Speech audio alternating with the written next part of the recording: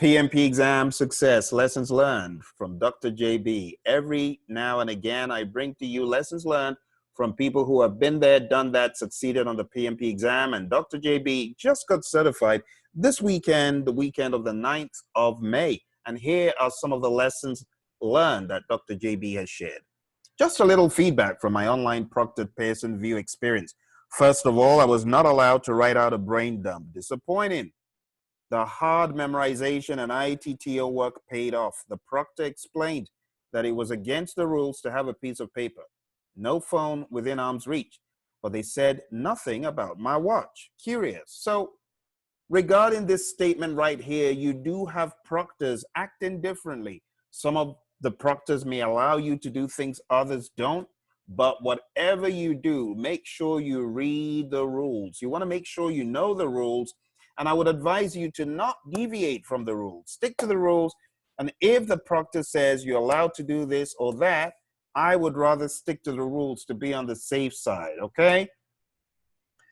The next point here, the test instructions read that you cannot have anything to eat or drink, but the test proctor allowed me to have a drink present.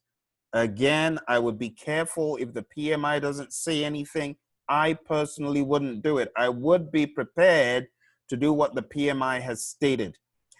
In the registration, I had to take pictures of my computer area. I had some post-it notes of something unrelated next to me that I had to remove. Indeed, they are very big about the area being clear and as clean as possible.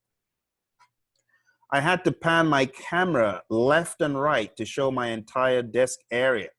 The online calculator was also inadequate for complicated formulas. By the way, there were no problematic EV, FV, or EAC calculations on the test. Now, this will not hold for every single person, but you do want to pay close attention to it because a lot of times people are so obsessed with the whiteboard concern.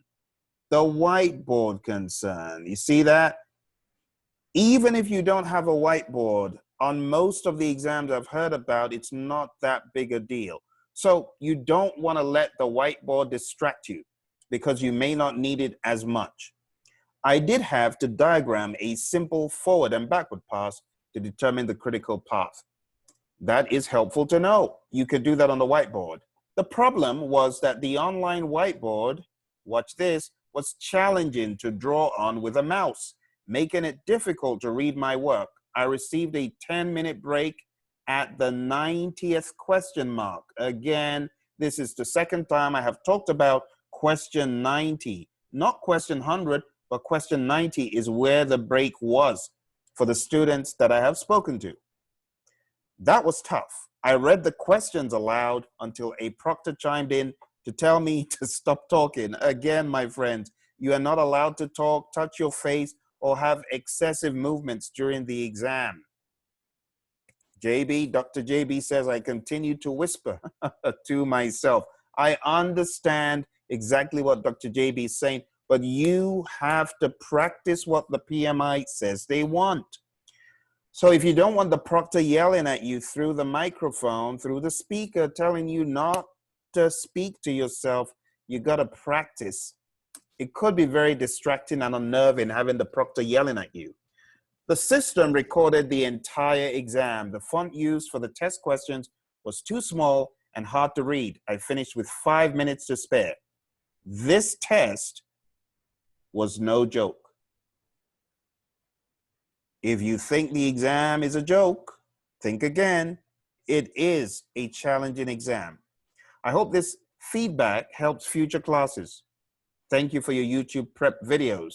Thank you very much, Dr. JB. And if you have benefited from this and you want to follow other students, learn lessons, hit like, hit subscribe, and if you've got any questions, put them in the comment below. Any questions about the OnVUE PMP exam, CAPM exam, ACP exam, all things PMI PMBOK guide, I will be more than happy to answer them for you. Thank you very much, and I will speak to you soon.